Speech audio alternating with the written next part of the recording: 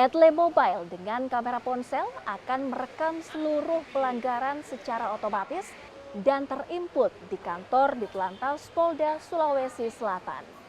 Petugas yang menggunakan Etle Mobile akan berkeliling di jalan raya dengan target pengendara di tol yang melaju di atas batas kecepatan.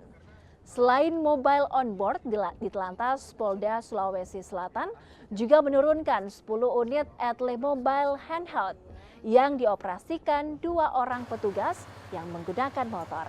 Etle Mobile ini menyasar sejumlah pelanggaran, yakni pengemudi melawan arus, tidak menggunakan helm, dan berboncengan lebih dari 2 orang.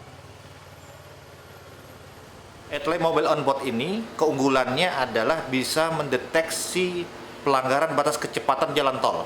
Jadi akan kita prioritaskan di jalan tol. Yang kedua adalah terkait dengan beberapa pelanggaran lalu lintas yang kasat mata, yaitu pelanggaran tanpa helm, kemudian pelanggaran melawan arus, dan pelanggaran larangan parkir, yang mana pelanggaran-pelanggaran ini berdasarkan hasil evaluasi adalah penyebab fatalitas kecelakaan.